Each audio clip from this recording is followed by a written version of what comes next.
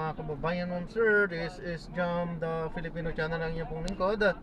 So today is March 26, 2026 at tayo ngayon ay papunta dyan sa may Villar Sipag Restaurant sa may Pulang Lupa 1, Las Piñas City, at dadalhin po natin sa may San Jose Street, Manuyo 1, Daniel Fajardo, Las Piñas. Okay, so magbabalik po tayo mamayang unti pag nakuha na po natin sila.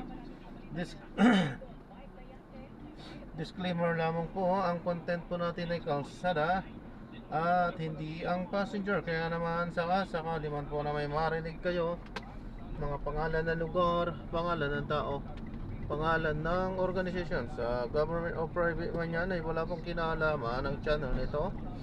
At wala pong pinapatungkulan. Lahat po ng pinag-uusapan dito ay pawang dito lamang po yan sa loob.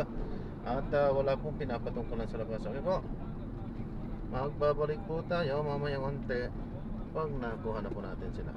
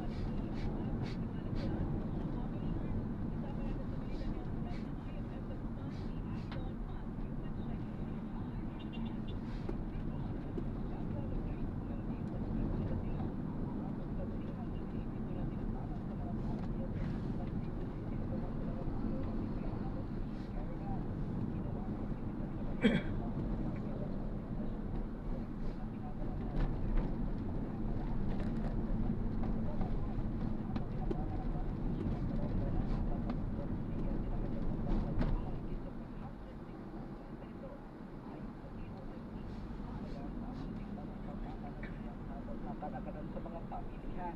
Kapag hindi tama ang timbangan, posible umanong malugi ang mamimili o ang tendero at magsirang tiwala sa bentahan.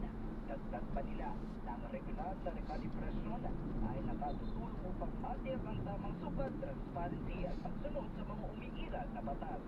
At sa maumala rito sa IFM Liquify, ako po si Idol Matt. O Pachaco, tatak, RMN.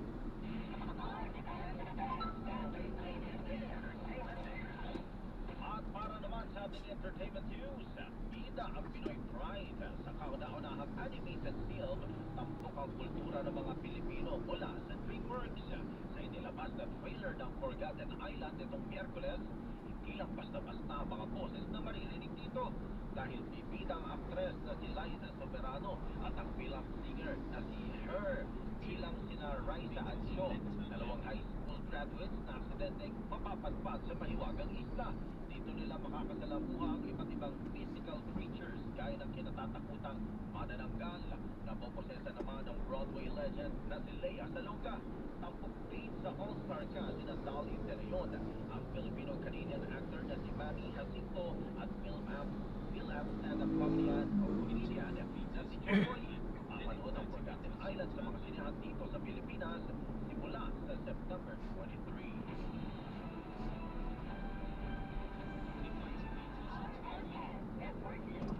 At sumayin niyo po ang mga nangungunang balita. Ako po si Radyoman Cruz San Fernando. At ako po si Radyoman Angel Garcia. Wala po rito sa Arvin Broadcast Studio sa Atlanta Center, Manila. Maganda pong hapon at marami po salamat.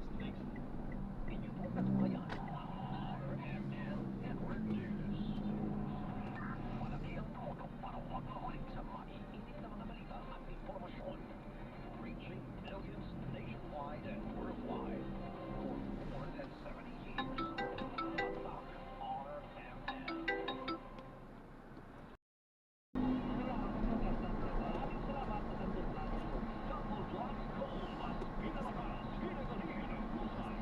Tama dito, no? Opo, dito po.